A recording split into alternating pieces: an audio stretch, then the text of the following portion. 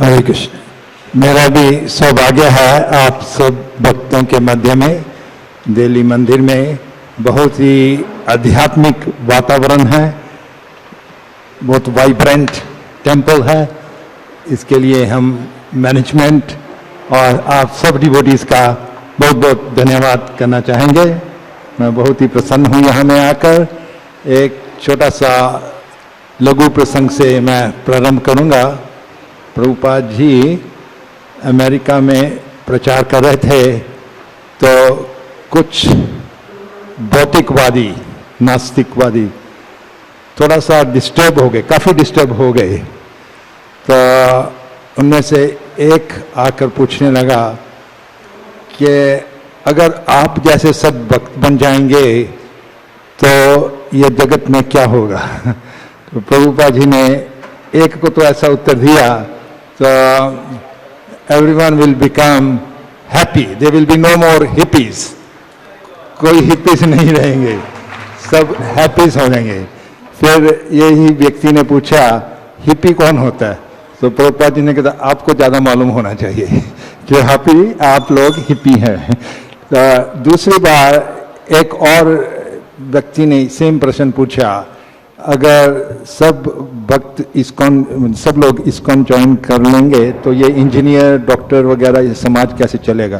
प्रभुपाद जी ने भी बहुत अच्छा उत्तर दिया, आप चिंता मत करिए, आप जैसे मूर्ख लोग हमेशा रहेंगे जो कृष्णा कॉन्शियसनेस में नहीं आएंगे। ये बात प्रभुपाद जी कह सकते थे, हम नहीं कह सकेंगे सब लोगों को, नहीं तो सब लोग डिस्टर्ब हो जाएंगे। सो आज का जय राधा माधव के बाद आज की कक्षा प्रारंभ करेंगे। हरे कृष्ण।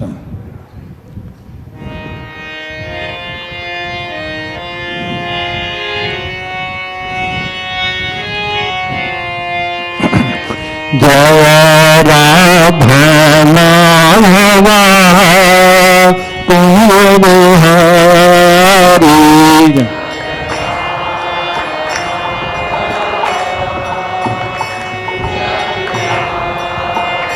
जय राधा माधव कुंज बिहारी,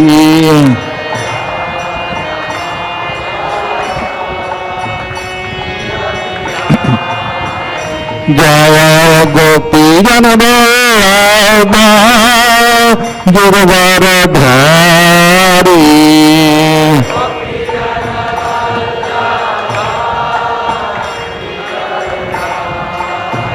जय गोपी जन वल्लभ गिरवर धारी,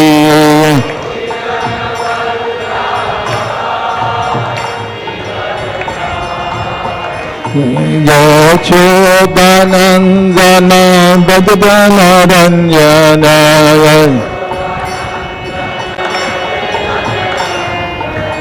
यशोदानंदन भजन रंजन, गणनाती ब्रह्मचारी,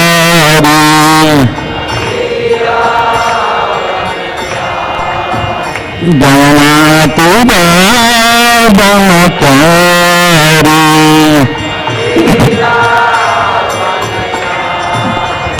गौरा बना दादा कुंज बिहारी,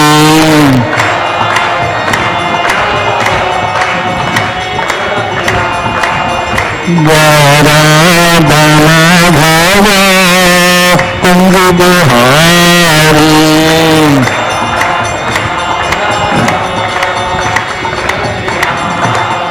जय गोपी जन वल्लभ गिरवर धारी,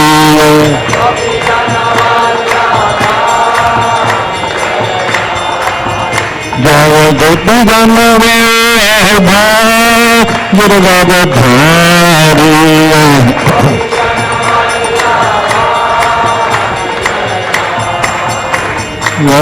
यशोदानंदन भजन रंजन, यशोदानंदन भजन रंजन, यमुना बनचारी, यमुना बनचारी, गौरा दमोदरा कुंज बिहारी।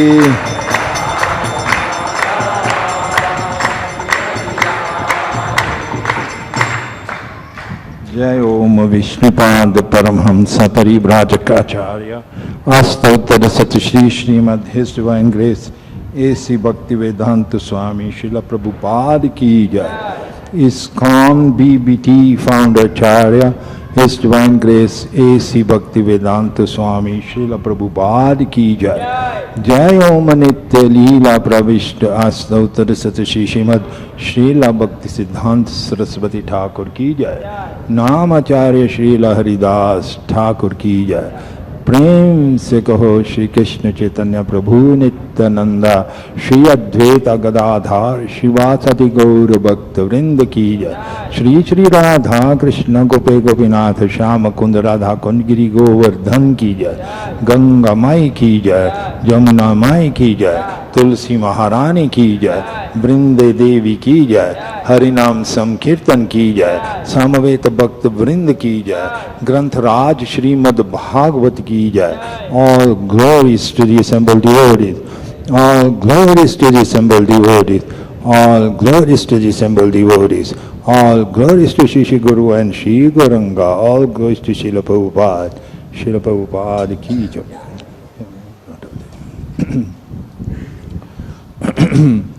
ओम नमो भगवते वासुदेवाय,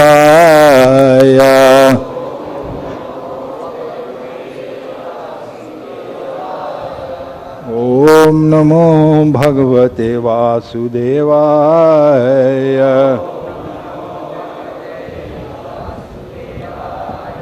ओम नमो भगवते वासुदेवाय।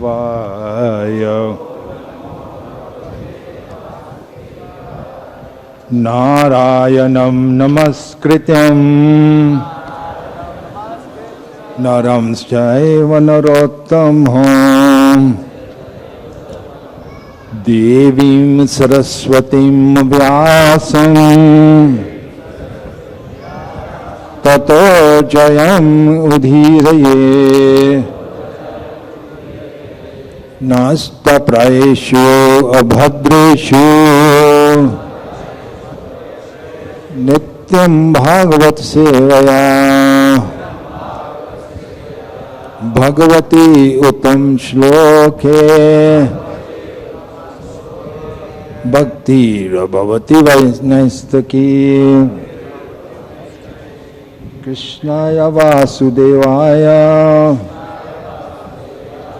देवकी नंदनाय च नंद गोपकुमाराय गोविंदाय नमो नमः।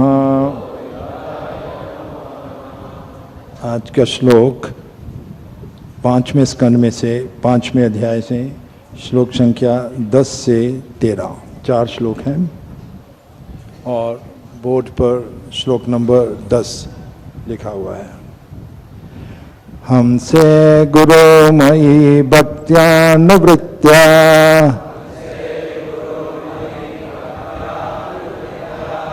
वितृष्णया द्वन्द्वतितिक्ष्य च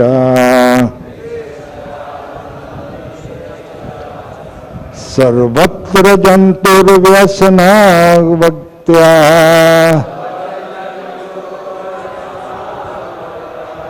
जिज्ञासया तपसेहा निवृत्त्या। हमसे गुरुमयि भक्त्यानुवृत्त्या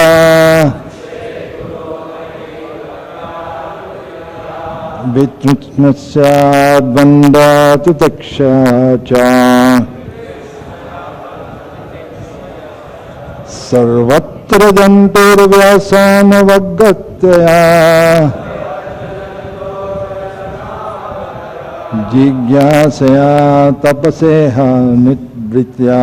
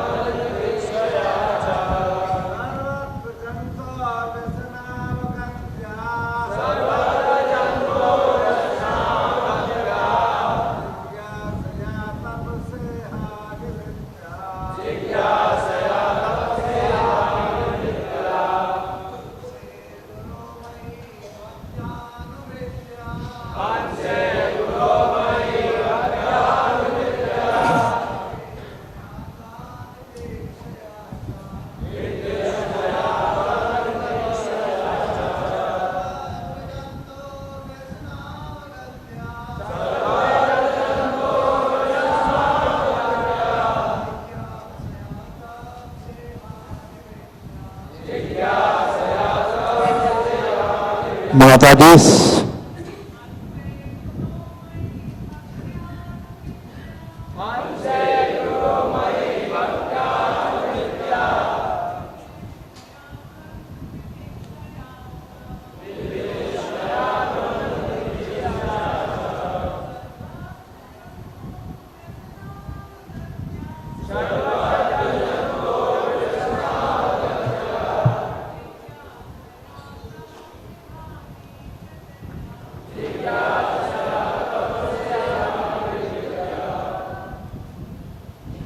ये श्लोक काफ़ी लंबा है, सो शब्दार्थ की बजाय सीधा ही हम श्लोक पर जाएंगे क्योंकि 4 श्लोक हैं इसमें और तात्पर्य भी काफ़ी लंबा है। तो तात्पर्य में जितना हो सकेगा उतना पढ़ पाएंगे और कुछ पॉइंट्स भी ऊपर चर्चा करेंगे। सो चारों श्लोक ऐसे हैं एक साथ में। पहले हम पढ़ेंगे फिर आप रिपीट करेंगे। हे पुत्रो तुम, अच्छा ठीक है, साथ में बोलिए। हे पुत्रो तुम्हें सिद्ध गुरु अर्थात परमहंस को ग्रहण करना चाहिए। इस प्रकार तुम मुझ पूर्ण पुरुषोत्तम भगवान पर अपनी श्रद्धा तथा प्रेम रखो। तुम्हें इंद्रिय तृप्ति से घृणा करनी चाहिए तथा ग्रीष्म एवं शीत ऋतु के समान आनंद तथा पीड़ा की द्वैतता को सहना चाहिए। उन जीव आत्माओं की कष्टमयी दशा को समझने का प्रयास करो जो स्वर्ग में भी दुखी रहते हैं। सत्य का दर्शन तीर पर अन्वेषण करो, तौर पर अन्वेषण करो। फिर भक्ति के निमित्त समस्त प्रकार की तपस्या करो। इंद्रिय सुख के लिए प्रयत्नों का परित्याग करके ईश्वर की सेवा में लगो। भगवान की कथा का श्रवण करो और सदैव भक्तों की संगति करो। ईश्वर का कीर्तन और गुणगान करो और सबों को आध्यात्मिक स्तर पर समभाव से देखो। शत्रुता त्याग कर क्रोध तथा शोक का दमन करो। स्वयं को देह तथा घर के साथ न जोड़ते हुए शास्त्रों का अध्ययन करो। एकांत वास करो और प्राण वायु श्वास मन तथा इंद्रियों को पूर्णतया वश में करने का अभ्यास करो। वैदिक साहित्य अर्थात शास्त्रों पर पूर्ण श्रद्धा रखो और सदैव ब्रह्मचर्य व्रत का पालन करो, अपने कर्तव्यों को करते हुए व्यर्थ की बातें करने से बचो, सदैव भगवान का चिंतन करते हुए सही स्रोत से ज्ञान प्राप्त करो। इस प्रकार उत्साह एवं धैर्य पूर्वक भक्ति योग का अभ्यास करते रहने से तुम्हारा ज्ञान बढ़ेगा और अहंकार जाता रहेगा। Is there a pillow somewhere? I need a pillow to put on my back. Is there a pillow? Yes.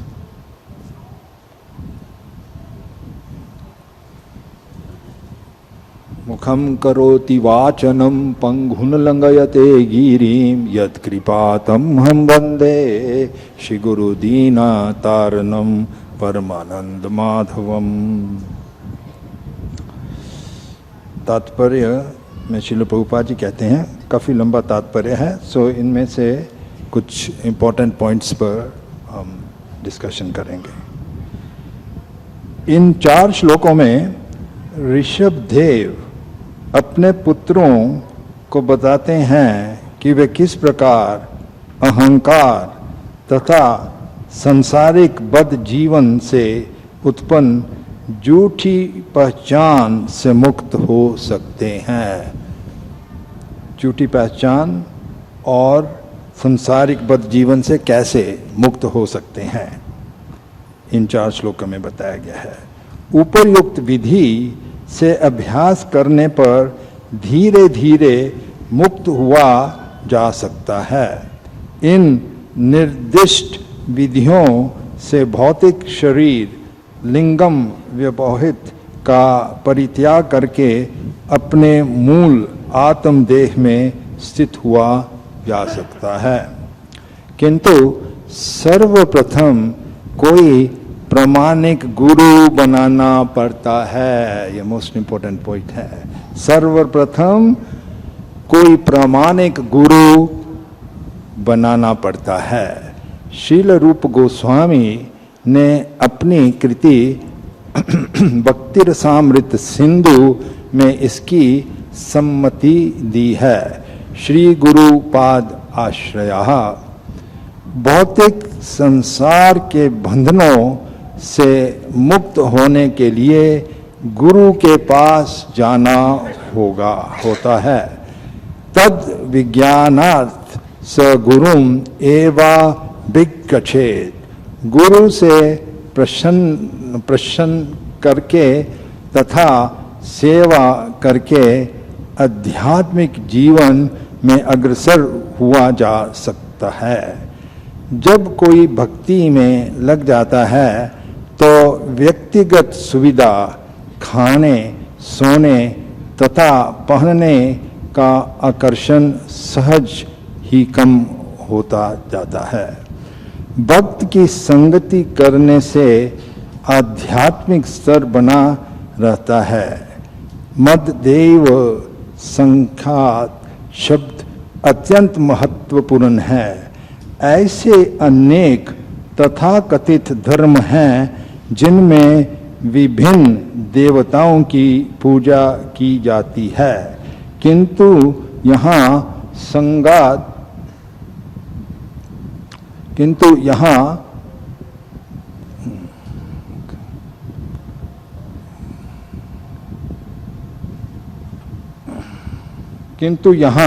संगात का अर्थ ऐसी संगात है जो श्री कृष्ण को ही उपास्य अर्च विग्रह रूप में स्वीकारती है। संगात का मतलब है जहाँ में कि श्री कृष्ण की उपास्य अर्च विग्रह रूप में ही स्वीकारना कृष्ण जी को। श्री रूप गोस्वामी प्रभुपाद जी ने भक्ति की विधि में जो 64 आइटम्स बताए हैं, भक्ति हमारी वृद्धि होने के लिए, उनमें से जो पहले 4 अंग आइटम्स जो बताए हैं, वो एक प्रामाणिक गुरु के चरणों की शरण लेना, आदो गुरुपाद आश्रया, फिर उसके बाद शिक्षादि दीक्षणम, उनसे शिक्षा ग्रहण करना और दीक्षा प्राप्त करना। आदो गुरुपाद आश्रया, ये सबसे प्रथम आइटम है, पहला अंग है भक्ति का, आदो गुरुपाद आश्रया। फिर उनसे शिक्षा लेनी, शिक्षा आदि दीक्षणम, और गुरु जी की प्रीतिपूर्वक सेवा करना, गुरुपाद सेवनम, और फिर साधुओं की सेवा करना।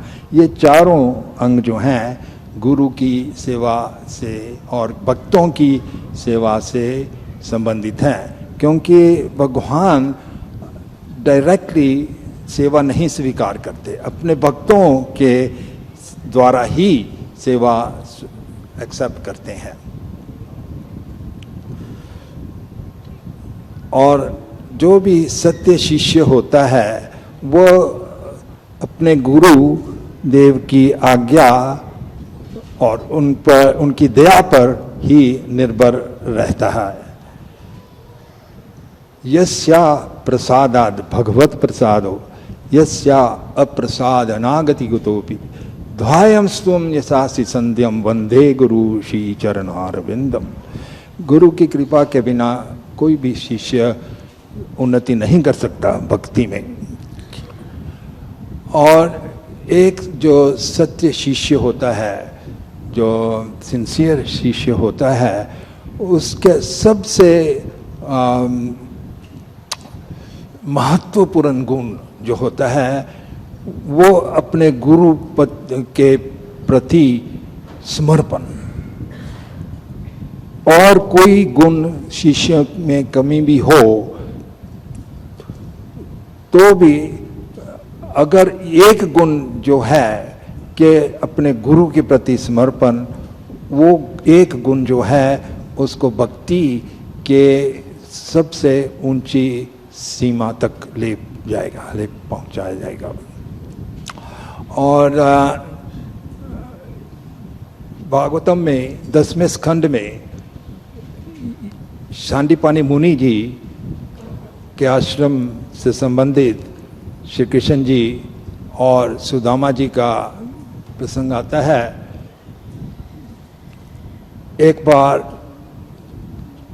सांदीपानी मुनि जी की पत्नी यानी कि कृष्ण जी और सुदामा की गुरु माता ने उनको वन में भेजा कुछ लकड़ियां जो कि यज्ञ में जिनकी जरूरत थी लेकर आने के लिए।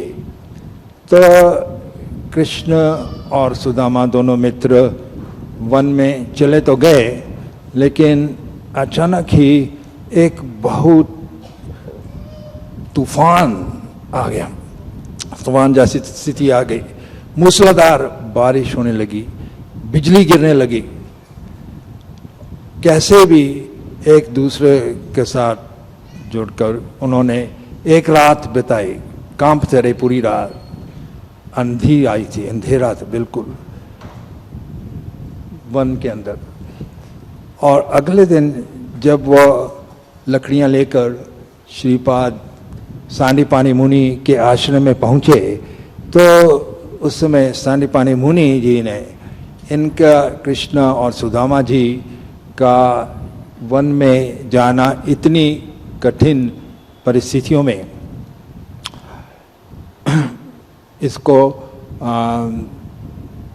अप्रिशिएट करते हुए उन्होंने एक बहुत सुंदर रचा, वो हम सबको याद करने का प्रयास करना चाहिए। वो श्लोक ऐसा है, एतत् एव हि सत्य शिष्य कर्तव्यम गुरु निष्कृतम।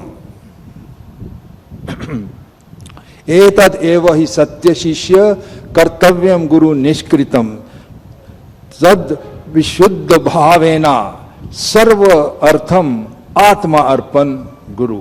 श्री राधा पार्थ सारथी की, श्री गौर निताय की जय, सीताराम लक्ष्मण भक्त हनुमान की जय। ये बहुत ही महत्वपूर्ण श्लोक है, सांदीपनि मुनि द्वारा रचित है। एतद एव ही सत्य शिष्य कर्तव्यम गुरु निष्कृतम। जो सत्य शिष्य होता है, एतद एव ही सत्य शिष्य, उसका क्या कर्तव्यम ए गुरु निष्कृतम, अपने गुरु के प्रति जो उसका ऋण है वो चुकाना।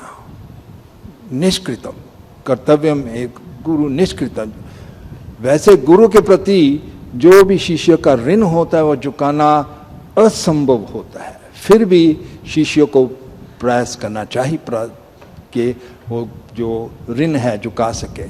और आगे तद वै विशुद्ध भावेना, अपने गुरु के प्रति हमेशा शुद्ध भाव रखना चाहिए। और सर्व अर्थम आत्म अर्पणम गुरु, सर्व अर्थम उसका जो भी धन है, अर्थ जो भी है, और अपना शरीर तक आत्मा अर्पण समर्पणम गुरु, पूरा गुरु के प्रति समर्पित करना चाहिए, अपना कुछ भी नहीं समझना चाहिए। और इस श्लोक में जो बात की गई है, ऋषभदेव जी बताते हैं कि एक परमहंस गुरु को अपना गुरु बनाना चाहिए जहाँ तक हो सके। हमारा सौभाग्य है कि श्रीला प्रभुपाद जी के चरणों में, उनकी शरण में आकर, जो कि एक शुद्ध भक्त हैं और साक्षात गोलोक वृंदावन से प्रकट हुए हैं, उनके आश्रय में हम सब आए हैं। श्री प्रभुपाद जी ने अपने गुरुदेव श्रीपाद भक्ति सिद्धांत सरस्वती ठाकुर जी के बारे में भी ऐसा ही कहा था। मैं उनके बारे में क्या वर्णन करूं, वो तो साक्षात वैकुंठ से ही हैं। सो वैसे ही श्री प्रभुपाद जी भी साक्षात गोलोक से हैं, और जो उनके कार्य से हमको प्रमाण मिलता है, ऐसे शक्त्यवेश अवतार ही माने जा सकते हैं। प्रभुपाद जी ने अपने गुरुदेव भक्ति सिद्धांत सरस्वती ठाकुर जी के विषय में ऐसा भी कहा कि वो तो एक सिंह गुरु थे, सिंह गुरु, जैसे कि लायन गुरु। गीता में भी भगवान अर्जुन को संबोधित करते हैं, पुरुष व्याघ्र, पुरुषों में आप व्याघ्र है, टाइगर है। प्रभुपाद जी ने भी अपने गुरुदेव को ऐसा संबोधित किया कि वो तो सिंह गुरु थे।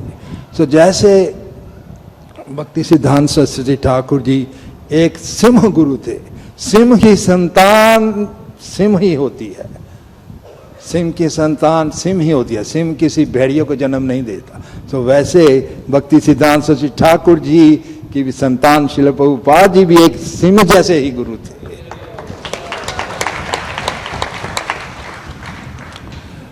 और कोई भी व्यक्ति उनके सामने टिक नहीं पाते थे। प्रभुपाद जी की इतनी स्ट्रांग टीचिंग थी। और भागवत में ही आता है, ये प्रसंग 9वें स्कंद में आता है कि शिष्य 4 प्रकार के होते हैं, या पुत्र 4 प्रकार के होते हैं। ये प्रसंग है महाराज ययति का। महाराज ययति को शुक्राचार्य ने श्राप दिया था, इस कारण क्योंकि ययति महाराज शुक्राचार्य के आज्ञा ना पालन करते हुए एक शर्मिष्ठा जो दासी बनकर रखना था, जिसको संबंध बना रहे थे, तो शुक्राचार्य ने महाराज ययति को श्राप दिया, तुम तुरंत बुढ़ापा, तुम्हें तुरंत बुढ़ापा हो जाएगा। फिर उन्होंने सोचा ये शाप तो मेरी ही पुत्री देवयानी के लिए कष्ट हो जाएगा और उसका कष्ट मेरा कष्ट हो जाएगा, तो उन्होंने ये परिवर्तित कर दिया। ठीक है, बुढ़ापा तो हो जाएगा, लेकिन ये बुढ़ापा अपने किसी भी पुत्रों से बदला लेंगे, एक्सचेंज कर सकते हैं। तो महाराज यति ने अपने 5 पुत्रों को एक एक करके बुलाया और सबसे ज्येष्ठ पुत्र थे यदु। उनसे ये पूछा, मैंने अभी तक इंद्रिय भोग का सुख पूर्णता से नहीं किया, मैं तुष्ट नहीं हुआ, आप मुझे अपना यौवन दे दो और मेरा बुढ़ापा ले लो कुछ वर्षों तक, और उसके बदले में मैं पूरा जो मेरा राज्य है मैं पूरा दे दूंगा आपको। लेकिन यदु ने इनकार कर दिया, पर उसका इनकार करना अधर्मिक नहीं था, क्योंकि यदु को मालूम था कि आगे में यदु कुल में ही श्री कृष्ण जी आएंगे, तो उन्होंने यह त्याग, ये उनका जो इनकार करना यह अधर्मिक नहीं था। दूसरे पुत्र तुर्वसु को पूछा, उसने भी इनकार कर दिया। तीसरे पुत्र और चौथे अन्नु और ध्रुहु, उन्होंने भी इनकार कर दिया। जो सबसे छोटा पुत्र था उसका नाम था पुरु। उससे जब पूछा तो पुरु कहने लगा अपने पिताजी से, मेरे प्रिय पिताश्री, आप, ये मेरा दुर्भाग्य है कि मैंने आपको विवश किया मुझसे यह मांगने का। जो सत्य शिष्य होता है या सत्य पुत्र होता है, जो पहली श्रेणी का पुत्र या शिष्य होता है, वो वेट नहीं करता, वो समझ जाता कि उन गुरु की आज्ञा क्या है या पिता की आज्ञा क्या है। वो अपने आप उस आज्ञा का पूर्ण करने के लिए तत्पर रहता है। मुझे स्वयं आकर आप पर समर्पित होना चाहिए था और आपको आपकी जो इच्छा वो पूरी करनी चाहिए थे। ये मैंने नहीं किया, इसलिए मैं पहली श्रेणी का पुत्र नहीं हूँ। दूसरी श्रेणी के पुत्र या शिष्य वो होते हैं जो गुरु की आज्ञा या का पालन तो करते हैं, लेकिन जब उनको कहा जाए, कहने के बाद वो करते हैं। तीसरी श्रेणी के होते हैं पुत्र या शिष्य जो अगर पिता या गुरु उनको कुछ कहे वो करते तो हैं, लेकिन इतनी रुचि से नहीं करते या ग्रचिंगली करते हैं। हाँ, करना है तो इसलिए करता, लेकिन स्पॉन्टेनियसली नहीं करते। और चौथे श्रेणी के वो होते हैं जो कहने पर भी उल्टा काम करते हैं। ये चौथे होते हैं। गुरु एक बोलेगा या पिता एक काम बोलेगा और शिष्य दूसरा काम करेगा, बिल्कुल विपरीत काम करेगा। ये चौथी श्रेणी के होते। चौथी श्रेणी के व्यक्ति, शिष्य या पुत्रों की चर्चा करने की आवश्यकता नहीं है। जो फर्स्ट क्लास है, श्री चैतन्य मनोभिष्टम स्थापितम येना भूतले स्वयं रूपा कदा में ददति। रूप गोस्वामी जी, महाप्रभु जी का मनोस्तंभ क्या है, उनकी इच्छा क्या है? मनोभिष्टम स्थापितम येना भूतले स्वयं रूपा कदा में। वो जान सकते हैं भगवान की इच्छा क्या है। रूपा जी ने एक बार यह भी कहा कि सरेंडर या समर्पण का अर्थ यह है कि हम बुद्धि के साथ इंटेलिजेंटली भगवान की सेवा में लगें। इसको समर्पण कहते हैं। भगवान की सेवा करें लेकिन इंटेलिजेंटली करें। एक प्रसंग सुना रहा हूँ, थोड़ा हास्यमय है। एक गुरु थे और उनका शिष्य था जो इतना बुद्धिमान नहीं था।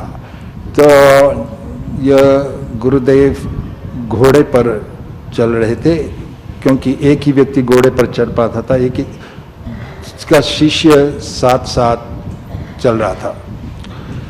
तो थोड़ी देर बाद गुरुदेव की जो चादर ओढ़नी उनको चाहिए थी, उन्होंने मांगा अपने शिष्य से, थोड़ा शीत हो रहा है, शीतल लग रहा है, मेरी चादर निकाल कर दो। तो शिष्य कहने लगा, लेकिन गुरुदेव वो चादर तो गिर गई थी। तो गुरुदेव ने कहा, जब गिर गई थी तो तुमने उठाई क्यों नहीं? तो शिष्य मूर्ख था, कहने लगा कि लेकिन गुरुदेव आपने कभी ऐसी आज्ञा नहीं दी कि अगर चादर गिर जाए तो उठानी है। तो गुरुदेव ने कहा, तू इतना मूर्ख है, चलो आगे से अगर कुछ गिर जाए कम से कम ये ध्यान रखना, उठा लेना उसको। गुरुदेव घोड़े पर बैठे हैं, घोड़ा चल रहा आगे, और कुछ देर के बाद घोड़े ने मल त्याग दी और ये शिष्य पूरा इकट्ठे करने लग गया मल। तो गुरु शौक हो गया, उनका चौंक लगा, ये क्या कर रहे तुम? लेकिन गुरुदेव आपने कहा था ना अगर कुछ गिर जाए तो उठाना, मेरा क्या दोष है, मैं उठा रहा। तो गुरुदेव, नहीं तू बहुत ही मूर्ख है, मैं आपको लिस्ट बना के देता हूं, ये फालतू चीजें नहीं उठाना, जो लिस्ट में लिखी है वही चीजें उठाना। और पूरी लिस्ट बना दी, अगर तिलक बॉक्स गिर जाए, छोटी छोटी चीजें, उनकी व्यक्तिगत पर्सनल चीजें अगर ये गिर जाएं वही उठाना, ये फालतू चीजें नहीं उठाना। कुछ देर और चले और मौसम थोड़ा बिगड़ गया, बिजली सी आने लगी और आकाश में आवाज आई सी, घोड़ा डर गया और छलांग मारी तो गुरुदेव गिर गए। गुरुदेव गिर गए तो उसने लिस्ट निकाली तिलक बॉक्स, सब व्यक्तिगत आइटम, सब गुरुदेव वहीं पड़े रहे। ऐसा भी शिष्य नहीं बना। प्रभुपाद जी ने कहा है समर्पण, surrender to the spiritual master means that we have to intelligently engage in the service of the Lord.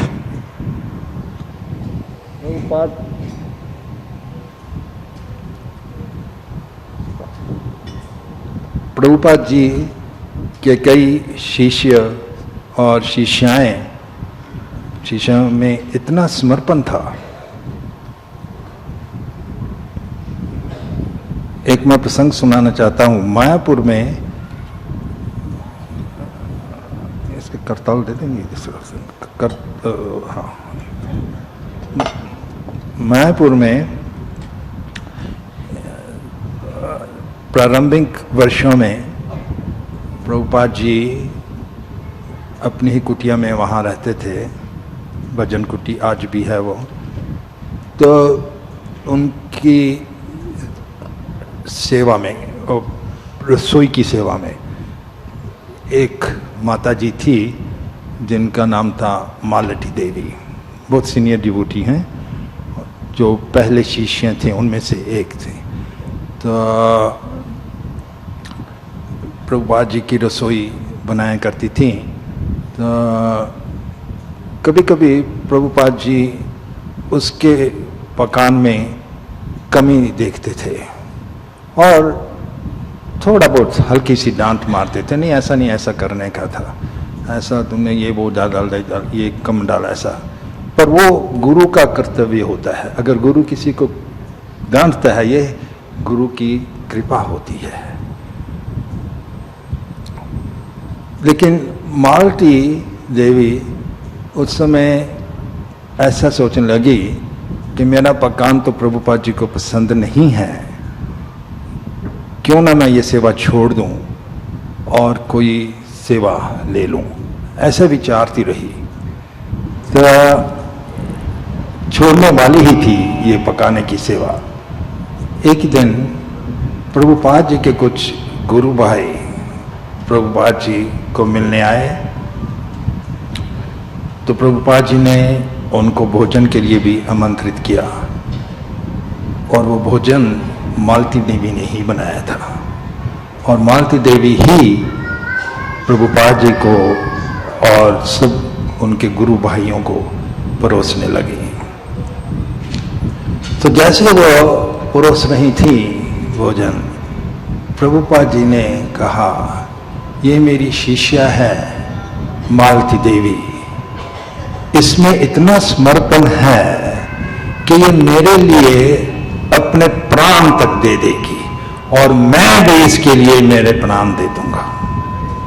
Prabhupada जी ने कहा। जैसे मालती ने ये बात सुनी और उसने सोचा, अभी मैं कभी नहीं सोचूंगी कि अपनी सेवा बदल दूंगी, जैसे प्रभुपाद जी की इच्छा है मैं वैसे ही करती रहूंगी।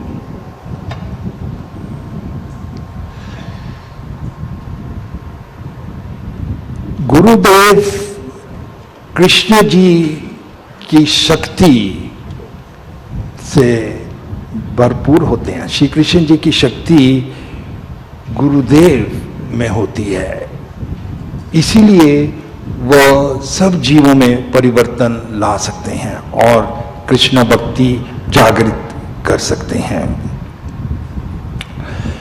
कुछ ही दिनों में श्री राधा अष्टमी मनाई जाएगी।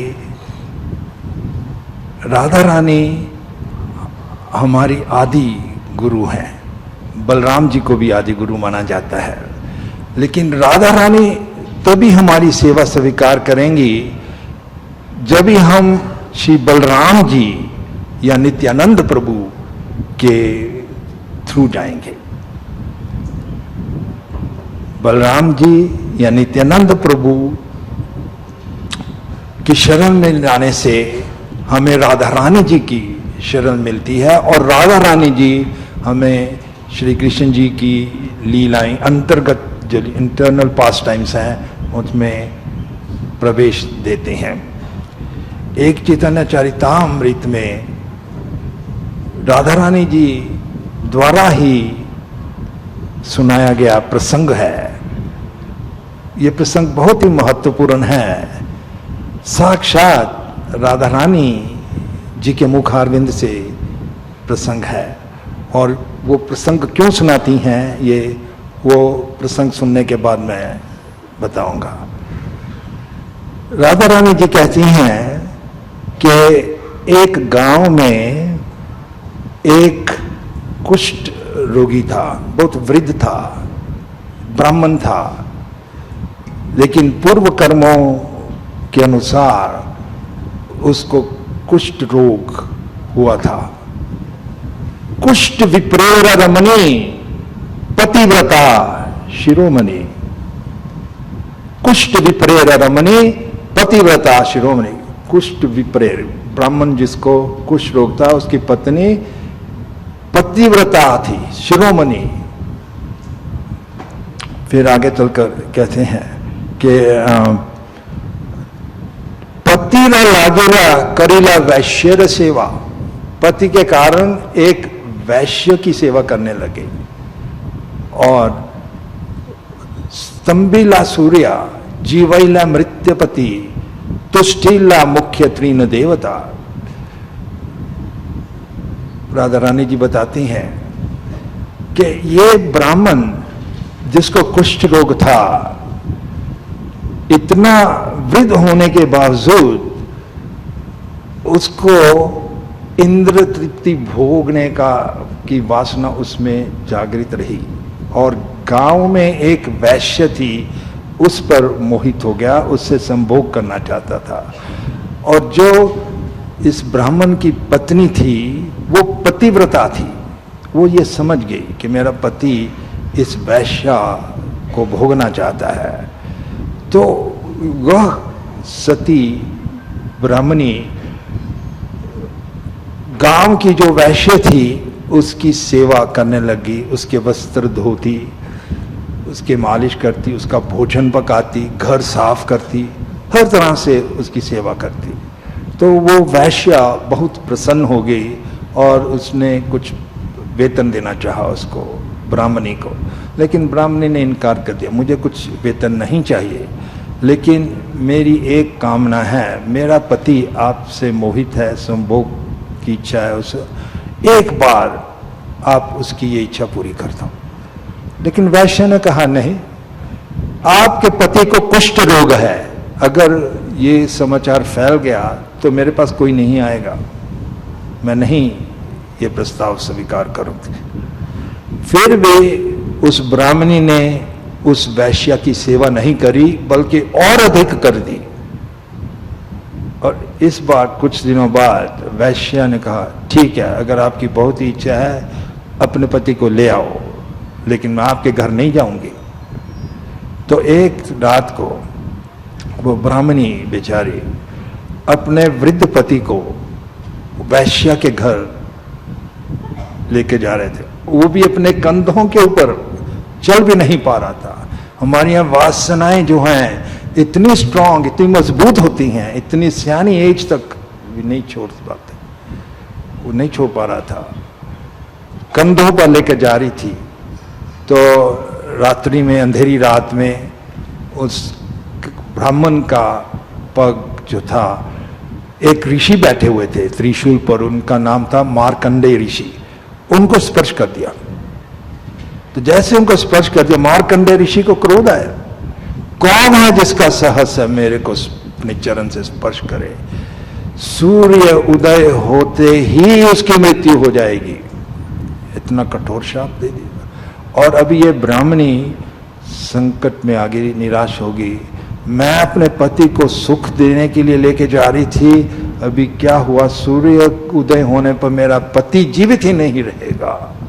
अभी मैं करूं तो क्या करूं, मैं असहारा हूं। फिर उसने अपने सतीपन का उपयोग किया और घोषणा की कि अगर मैं वास्तव में ही सती हूं, अगर मैंने स्वप्न में भी किसी मर्द का नहीं सोचा मेरे पति के सिवाय, तो कल सूर्य ही नहीं उदय होगा। ऐसी घोषणा कर दी। तो जैसे उन्होंने ऐसी घोषणा कर दी, अभी क्या होना है, एक और मार्कंडेय ऋषि का शाप है जो टल नहीं सकता, और दूसरी ओर ये सती है पतिव्रता, उसने कहा सूर्य ही नहीं उदय होगा। हुआ ऐसा कि सूर्य उदय नहीं हुआ, और जब भी सूर्य उदय नहीं हुआ तो पूरे ब्रह्मांड में हड़कंप मच गई। सूर्य के बिना वो हड़कंप, हालांकि कुछ भक्तों को अच्छा लगेगा कि सूर्य नहीं उदय हो ताकि मंगलाती ना आना पड़े, वो बात अलग है। पर सूर्य नहीं उदय होने से बहुत हड़कंप मच जाता है, और सब देवतागण विष्णु, ब्रह्मा और महेश के पास गए और कहा तीन मूर्ति से, आपको अभी आकर कुछ करना पड़ेगा, नहीं तो पूरे विश्व में ब्रह्मांड का नाश हो जाएगा, सूर्य उदय ही नहीं हो रहा इस ब्राह्मणी की घोषणा से। तो तीनों मूर्तियां आए, ब्रह्मा, विष्णु और महेश, और आए और इस देवी ब्राह्मणी से उन्होंने याचिका की, देवी कृपा कर आप अपनी घोषणा वापस ले लो, नहीं तो सूर्य नहीं उदय हो रहा, पूरे ब्रह्मांड का नाश हो जाएगा। तो ये बोली, मुझे तो मेरे पति से ही मतलब है, सूर्य उदय हुआ मेरे पति की मृत्यु निश्चित है, क्योंकि मार्कंडेय का शाप टल नहीं सकता।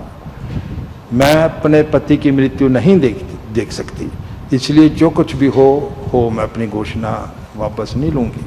फिर विष्णु ने उनको समझाया, देखो देवी, ये तो निश्चित है सूर्य उदय होने के पश्चात आपके पति की मृत्यु होगी, क्योंकि मार्कंडेय ऋषि का शाप टल नहीं सकता।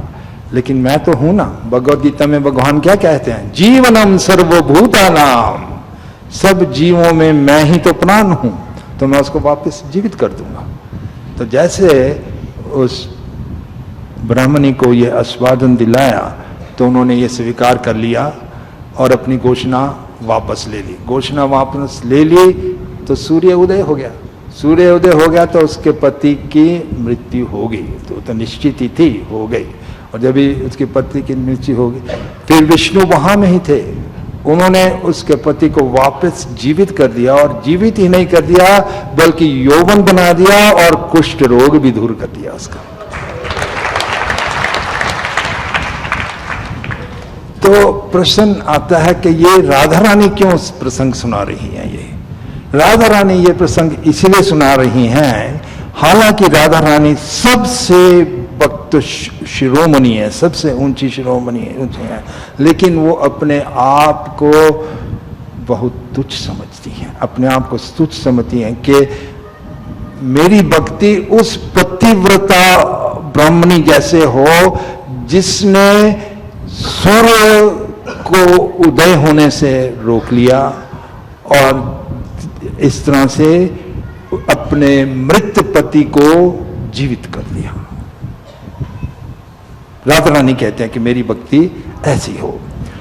तो यही जो श्लोक, ये प्रसंग है, ये गुरुवास्तव शिक्षास्तकम, हर रोज हम शिक्षास्तकम पढ़ते हैं। 8वां जो श्लोक है, आश्लिष्य वा पदरतम पिनस्तु माम अदर्शनम मर्महतम करोतु वा यथा तथा वा विदधातु लंपतो मत प्राणनाथस्तु स एव नापरा।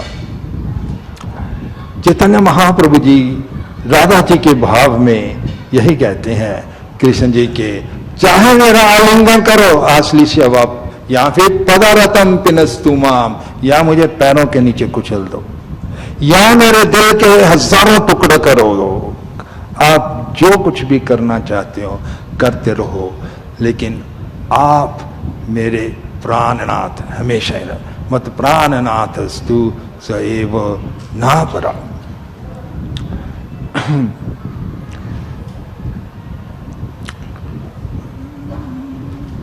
कई बार भक्तों को भी कई कष्टमयी सिचुएशंस, परिस्थितियों का सामना करना पड़ता है। स्वयं श्रील प्रभुपाद जी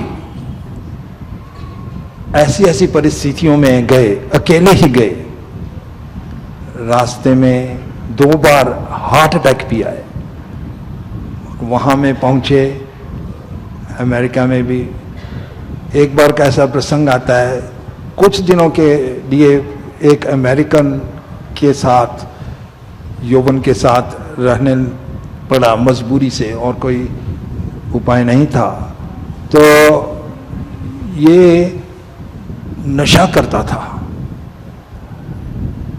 प्रभुपाद जी सहन करते रहे, इसका सहन करने लगे। एक बार तो इतनी सिचुएशन बिगड़ गई, वो तो आक्रमण तक करने आया, और प्रभुपाद जी को 2 मंजिली मकान से भागकर दौड़कर नीचे आना पड़ा, और नीचे पहुंचे। इस घर के सिवाय कोई आश्रय नहीं था, कहां जाए तो कहां।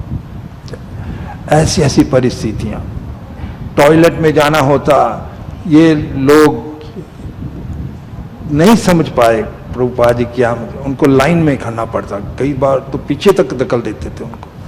बहुत से परिस्थितियों का, विपरीत परिस्थितियों का सामना करना पड़ा। मत प्राणनाथस्तु स एव नापरा।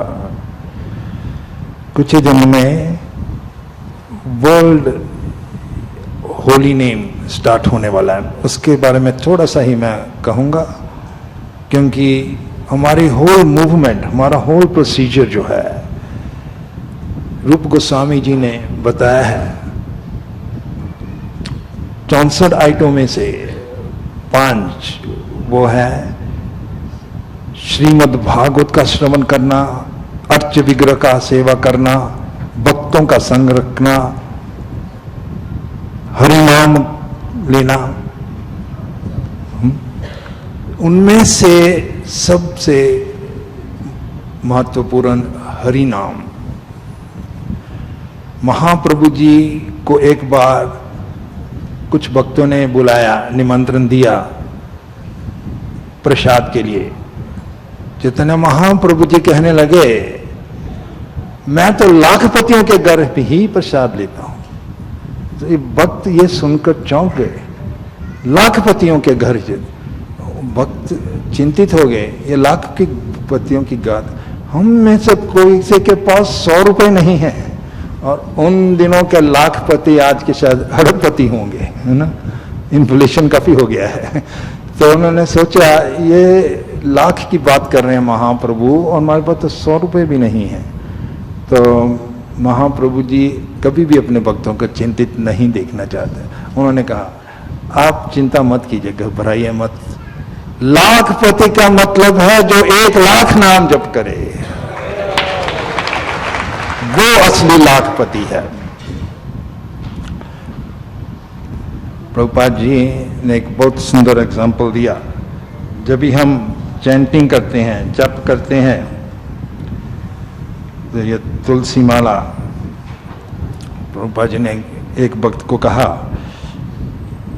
ये ऐसा ही है जाप करना कि जैसे एक छोटा सा बालक अपनी माता का हाथ पकड़े जा रहा है, और जब तक वो बालक अपने माता का हाथ पकड़े रखेगा, माता उसको हमेशा अपने सुरक्षा देगी, उसको कभी गिरने नहीं देगी। वैसे ही हम हरिनाम को सीरियसली लेंगे, जाप करेंगे, ये अनवीर है, तो कभी भी हमारा पतन नहीं होगा। कृष्ण जी हमारा पतन कभी नहीं होने देंगे अगर हम जाप करते रहेंगे।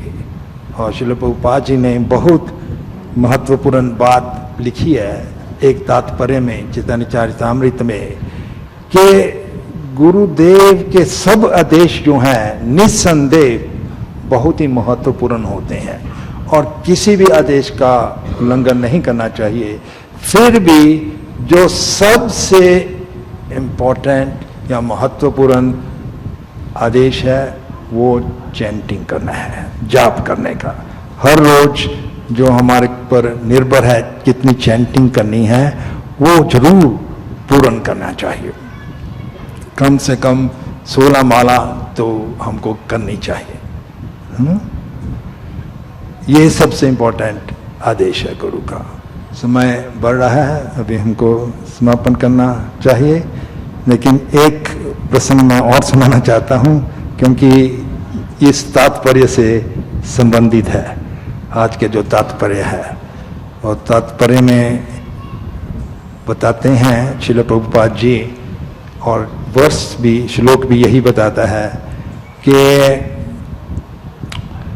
हमें हमारा इस संसार में पुरुष और स्त्री का जो अट्रैक्शन है, आसक्ति है, वही हमारा कारण है जिससे जीव बद्ध रहता है। इसको आदि रस कहते हैं। हमारा कृष्ण जी से जो प्रेम है आध्यात्मिक जगत में, उसको आदि रस कहते हैं। वही आदि रस इस जगत में ये काम बनकर आता है। पुरुष और स्त्री में जो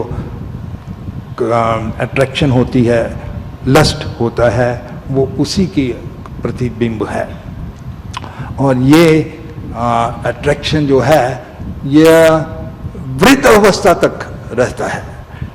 व्यासदेव जी जैमिनी को कुछ श्लोक सुना रहे थे, उनके ही शिष्य जैमिनी ऋषि थे, और उस श्लोक उन्होंने एक श्लोक पढ़ा। वो श्लोक ऐसा था, मात्रा स्वस्र दुहित्रवा न विविक्षणो भवेत बलवान इंद्रिय ग्रामो विध्वंसम अपि कर्षति। बहुत सुंदर श्लोक है। भक्ति सिद्धांत सरस्वती ठाकुर जी भी कई बार ये श्लोक कोट करते थे।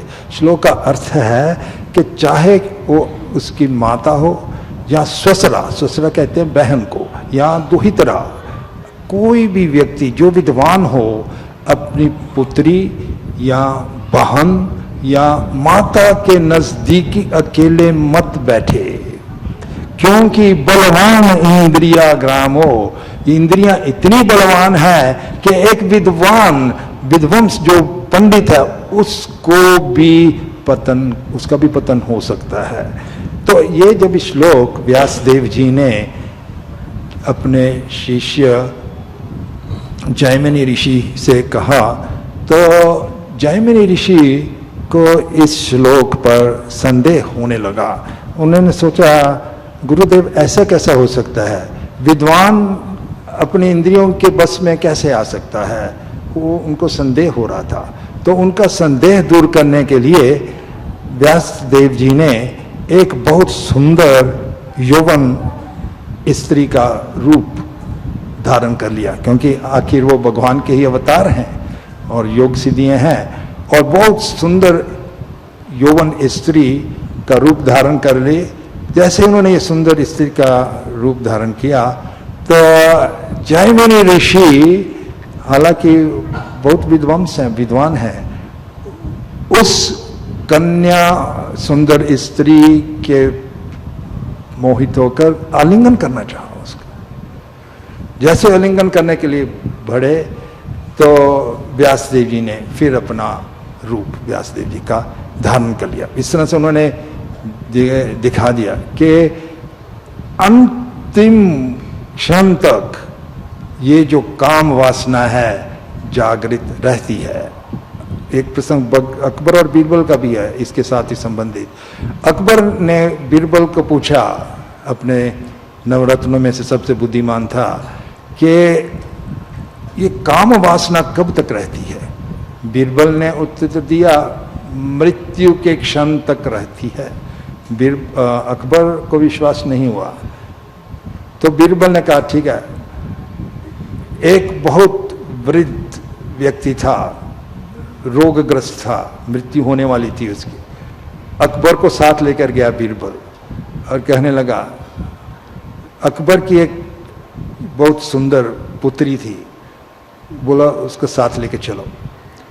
और अकबर को पहले से बता दिया था कि ये जो वृद्ध व्यक्ति है उसकी मृत्यु बहुत ही निकट है, आप उसके चेहरे पर देखना, उस पर ही ध्यान देते रहना। तो अकबर अपनी सुंदर बेटी को लेकर आया और साथ साथ बीरबल भी था। तो जैसे उस वृद्ध ने देखा, वृद्ध का ध्यान पहले उस यौवन कन्या के ऊपर गया, क्योंकि वासनाएं हमारी जो है इतनी प्रबल होती हैं। पर इस वासनाओं का कंट्रोल करने का भी उपाय इसी श्लोक के तात्पर्य में बताया गया है कि हमेशा भगवान का चिंतन करते रहना और भक्तों के संग में रहना।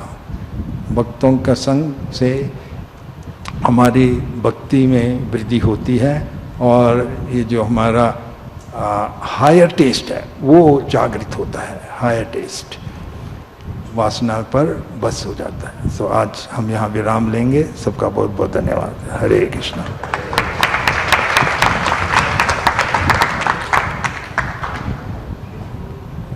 प्रश्न पूछने का टाइम है कि नहीं? अगर टाइम लेट है तो फिर okay,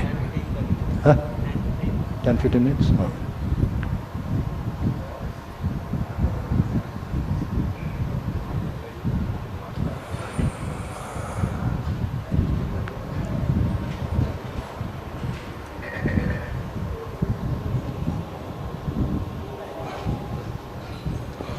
Hare Krishna. Thank you प्रभु जी, बहुत अच्छा आपने लेक्चर दिया। आपने एक बात बताई कि हाँ, जैसे पूर्व महाराज कहते हैं कि मैं आपका सबसे सर्वश्रेष्ठ पुत्र हूँ, जो पिता की सारी बात को मान लिया मैंने, लेकिन जो पिता थे वो सिर्फ इंद्रिय तृप्ति के लिए यवन मांग रहे थे। तो कहाँ तक सही कि पुत्र को पिता की बात माननी चाहिए? मैं प्रश्न नहीं समझा। मतलब धीरे से बोलिए। यहाँ जैसे पूर्व महाराज कह रहे हैं अपने पिता से कि एक सर्वश्रेष्ठ पुत्र जो होता है अपने पिता की सारी बात मान के शरणागत हो जाता है, लेकिन यहाँ पे ययाति महाराज जो है अपनी इंद्रिय तृप्ति के लिए ही अपने पुत्र का यवन मांग रहे थे। तो क्या इस कंडीशन में पुत्र को पिता की बात माननी चाहिए जो कि बिल्कुल इंद्रिय तृप्ति के लिए है? आमतौर पर सामान्य तौर पर हमको जानना चाहिए, जब गुरु कोई आज्ञा देते हैं तो उस आज्ञा का पालन करने की भी शक्ति देती हैं, पालन करने की शक्ति भी साथ देते हैं। उदाहरण तौर पर इसका बहुत सुंदर उदाहरण आता है छठे स्कंद में, परशुराम जी के प्रसंग में। वहाँ में उदाहरण आता है कि एक बार जमदग्नि जो परशुराम जी के पिता थे, उनकी पत्नी रेणुका जल लेने के लिए गई नर्मदा नदी से। तो वहाँ में कुछ गंधर्व स्नान कर रहे थे और रेणुका का ध्यान एक ऐसे गंधर्व पर गया, चित्ररथ उसका नाम था। तो पानी लाने में देर हो गई और जमदग्नि ये समझ गए कि इसके मन में कुछ पतन हुआ है उसके प्रति, गंधर्वों के प्रति। तो ऐसे में जमदग्नि ने अपने पुत्रों को आदेश दिया कि इस आपकी माता जो है रेणुका, इसके मन में किसी अन्य मर्द के प्रति भावना उत्पन्न हुई है। ये इसके लिए आप इसको मार डालो, इसका वध कर दो। तो जो परशुराम के भाई थे दूसरे, उन्होंने सबने इनकार कर दिया। हमारी माता को मारना असंभव, हम नहीं कर सकते। सबने इनकार कर दिया, चारों ने। सबसे जो छोटा भाई था, उसका नाम था परशुराम, तो उसको कहा जमदग्नि ने, परशुराम, ये चारों भाइयों ने, आप कि भाइयों ने इनकार कर दिया, आप इन जैसे नहीं करना। मेरी आज्ञा है कि आप अपनी माता को मार डालो और फिर इन चारों भाई को मार डालो, क्योंकि इन्होंने मेरे आज्ञा का उल्लंघन किया है। तो निसंकोच परशुराम ने पहले तो अपनी माता को मार डाला और चारों भाइयों को मार डाला। इसके बारे में भी एक रहस्य है। वो रहस्य यह है कि परशुराम जी को मालूम था कि मेरे पिता जमदग्नि, इनमें बहुत सिद्धियां हैं, शक्ति हैं। अगर ये प्रसन्न हो गए तो ये कुछ भी कर सकते हैं, और अगर ये निराश हो गए तो भी कुछ भी हो जाएगा, तो बहुत अनर्थ हो जाएगा। तो उन्होंने आज्ञा का पालन कर दिया, अपनी माता को मार डाला और चारों भाइयों को मार डाला। तो जब ही ऐसा उन्होंने किया तो जमदग्नि ने परशुराम को बुलाया और कहा, मेरे पुत्र, प्रिय पुत्र, आपने मेरी आज्ञा का उल्लंघन नहीं किया, बाकी के चारों ने उल्लंघन कर दिया। इससे मैं बहुत ही प्रसन्न हूं, तो मैं आपको कुछ वरदान देना चाहता हूं। कुछ भी मांग लो, मैं आपको वरदान दूंगा। तो परशुराम जी, जो उनकी शक्ति से अभिज्ञ थे, उनको मालूम था उनकी शक्ति क्या है, उन्होंने कहा, पिताश्री, एक ही मुझे वरदान चाहिए, मेरी माता और मेरे चारों भाई जीवित हो जाएं, और उनको इस बात का स्मरण नहीं रहे कि मैंने उनको मारा था। एक ही वरदान में दोनों चीजें मांग ली, वो जीवित भी हो जाए और उनको याद नहीं रहे कि मैंने उनको मारा था। तो उस समय जमदग्नि उससे बहुत प्रसन्न थे। उन्होंने कहा, तथास्तु, ऐसा ही हो। और चारों भाई और परशुराम की माता रेणुका जीवित हो गई, और उनको कुछ भी स्मरण नहीं है कि उनकी मृत्यु हुई। वो तो समझे हम तो सोकर ही उठे हैं। ठीक है, ये एग्जाम्पल क्यों दिया हमने? एक एग्जाम्पल इसलिए दिया कि हमको जानना चाहिए कि जब भी गुरुदेव कोई आज्ञा देते हैं, अगर प्रामाणिक गुरु हैं और शिष्य भी अगर प्रामाणिक हैं, तो आज्ञा के साथ, आदेश के साथ आदेश पालन करने की शक्ति भी देते हैं।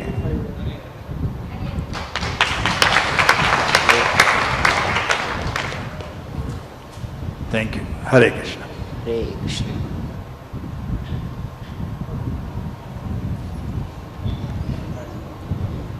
हरे कृष्ण।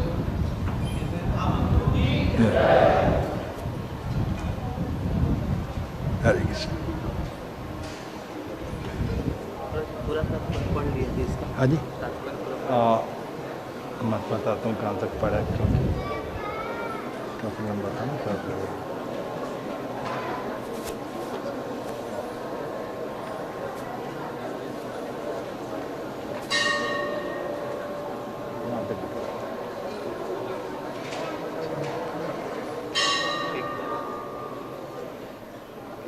हरे कृष्ण।